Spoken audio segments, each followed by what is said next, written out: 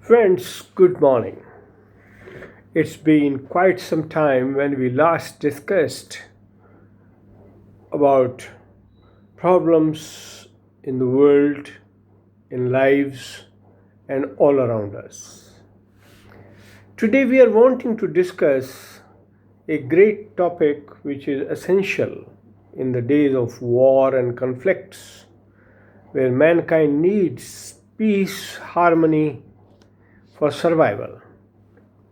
And our great leaders who want to make the world and bring peace, happiness for survival are talking every day for stopping wars, but taking actions which are fueling the war. Therefore, we are in a period in the history of mankind where after Second World War, a phase similar to the war, which could be Third World War, some say that it is already going on, but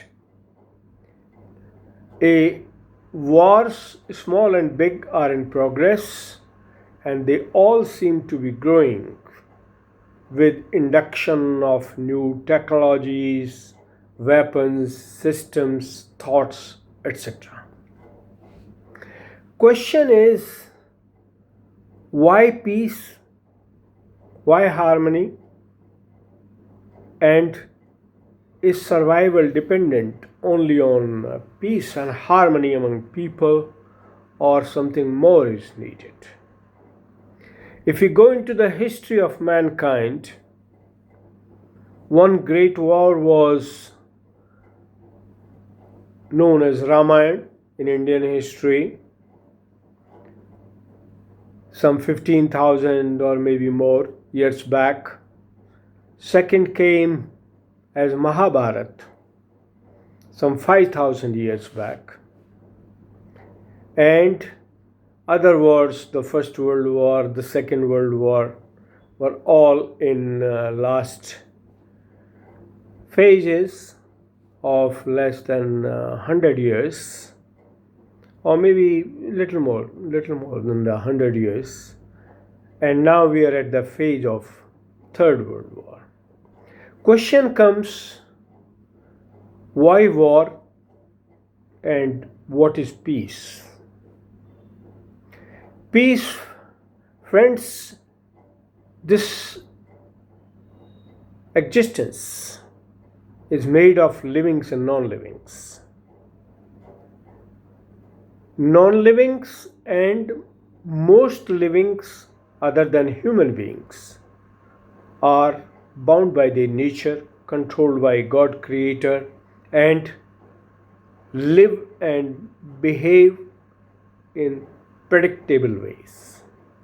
But human beings who have freedom to think and act often becomes unpredictable. It is being talked today about many leaders. We don't want to go into any names, but why it happens? The important point to understand is each one is a human being with needs, strengths, and weaknesses. Laws are made to make human behavior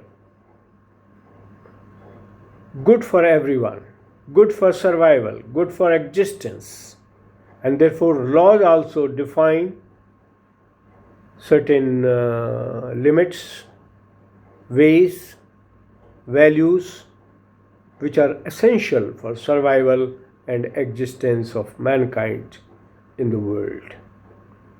What is happening today?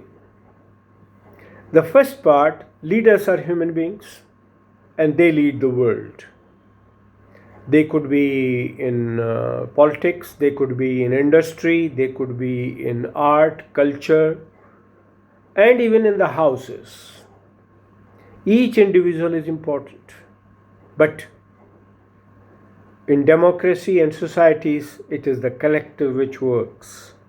Therefore, if one individual thinks that my thinking and my living and my ways are the only good ways, it is likely to create conflict which seems to be the state today. One leader of a great democracy thinks that this is the way of life. Second leader of largest democracy thinks another way of living is better for survival.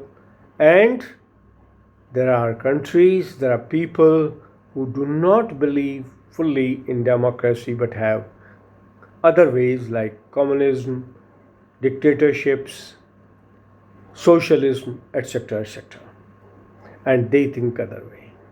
Question is, every world is open, everybody is learning from each other, therefore the weapons and the tools of conflict and war are more or less available to everyone. Only some have used these with pre-plan in an advanced way, and some are just keeping it as deterrents.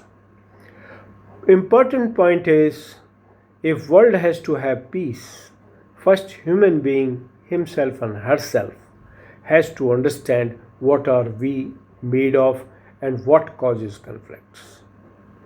Friends, most important, leaving aside everything else, the structure, the life and the way of style, etc., etc., most important, every human being is governed by three qualities. These three qualities, one, which is born from desires, because we are living, we have needs, and we desire to fulfill those needs, and that creates one type of value system and culture and nature in a person. Second is, the needs themselves have hierarchy, and therefore everybody is not living at same level of needs. Those struggling for food and survival have one type of needs. Those who have stomach full and plenty to spend are living with another level of need. But peace, harmony, survival requires another category, which is called balanced category, wherein you know the needs and you have the resources, but use them in a judicious way for ensuring no conflict and survival of all. This is the crux which is being missed by most of the leaders, particularly because they are the ones who create mindsets, who create the movements, and who create the people who can have conflict on that. So what is the solution? Solution is, people should learn to understand themselves first, which in Indian philosophy is known as know thyself. First understand yourself. What are your weaknesses? What are you fighting for? There are 6 or many other great negative forces in existence, known as anger, greed, jealousy, excessive desires, ego, and many others created as offshoots of these particular weaknesses or negative forces. These negative forces work on every individual. It depends how strong or good or bad the individual is that these needs affect. Therefore, when we see the one great leader who has all the power in the world to destroy the whole world,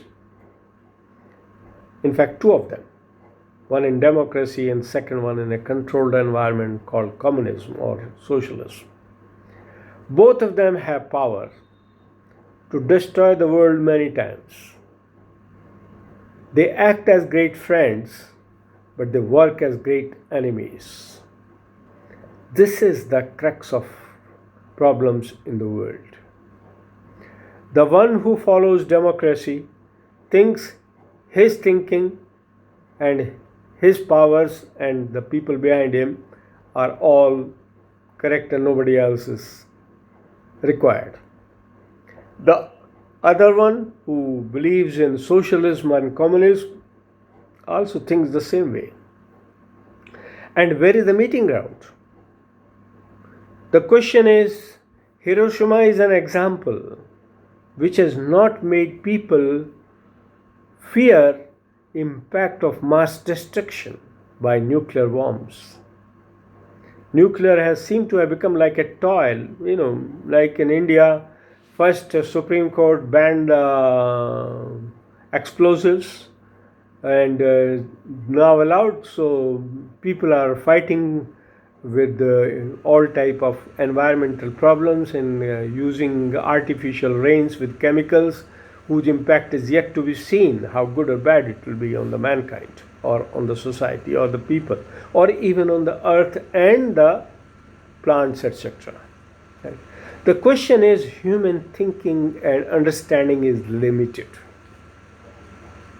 and only way we can make world peaceful, good for survival is to make them realize their own strengths and weaknesses and use strengths for the good of all and avoid weaknesses in public life. How to do it? People have to think about it.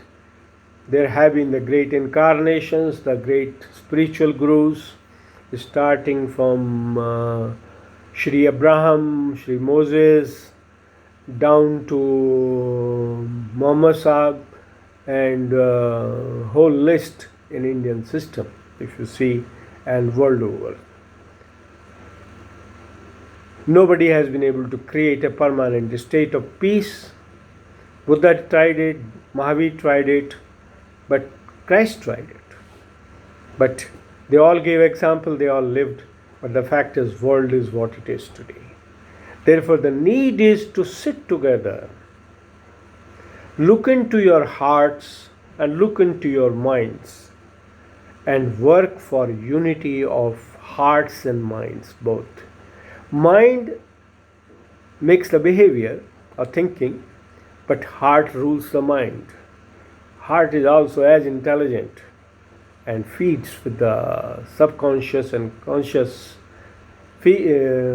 signals in the behavior of the human being.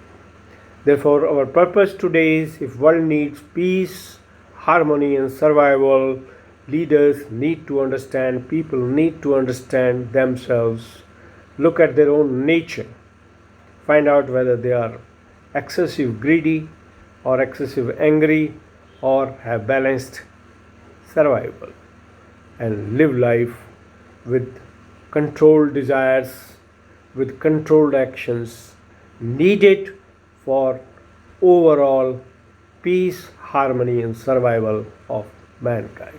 Jai Hind, Jai Bharat, God bless all.